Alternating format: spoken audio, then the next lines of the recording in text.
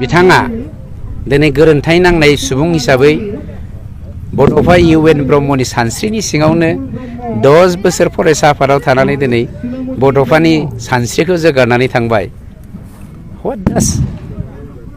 What does it mean? नङा होमबा? इग'आ सोर?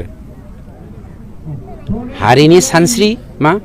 हारिनि आसारखान्थि, हारिनि राव थुनलाइ हारिमु बेफोरखौ बोखांनो जाय मानसिया स्टेन्ड लाखियो, दिस इज कल्ड इग'।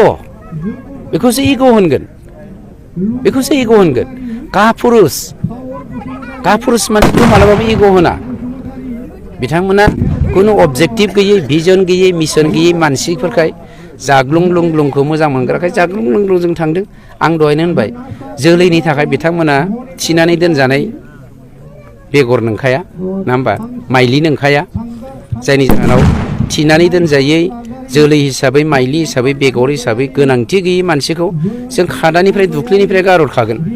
गतिके बे जोंहा साननांगौ जेबो गैया। दादगारि एरियाखौल' आं एग्जाम्पल होनोसै नोंथांनो, नोंथांनि मिडियानि गेजेरजों। बिटिआरनि 35 लाख मानसिफोरखौ आं बुंनो नागिरदों। दादगारियाव 17 बोसोराव हाग्रामाजों खाम्फाजों मोनथामल' दै लोंनो थाखाय रायजोफोरनो 33टा गामि दङ दै, 32टा। या हाउ मेनि? 33 villages here in दादगारि एरिया।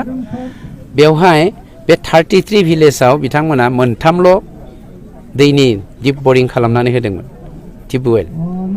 खिन्थु मानब गेदेर प्रमद बर' बिथांनि दैदेननायाव 14टा फरेस्ट डिपार्टमेन्टनिफ्राय टिउबवेल गायनानै होदो, दिप बरिं। आरो बेजों गामि नाङै गामि दैखौ माने मोनगासिनो दङ। आरो बिनि अनगायैबो दाखालिसो मानब गेदेर प्रमद बर' बिथांनि दैदेननायावनो 20टा JJMनि दै साप्लाइखौ दा होगासिनो दं, माखासेयाव सोलिगासिनो दङ। मा नायदो, 17 बोसोराव मोनथाम। मानब गेदेर प्रमद बर' बिथांनि दैदेननायाव दादगारियाव 33 भिलेज दङ। नाउ हाउ मेनि गट? 33, 14टा जाबाय दैफोरा। No, 14 and 20, 24, 34 मोनबाय। माखासे फाराफ्रावबो मोनबावबाय, गामि बारनानै फारायावबो मोनबावबाय।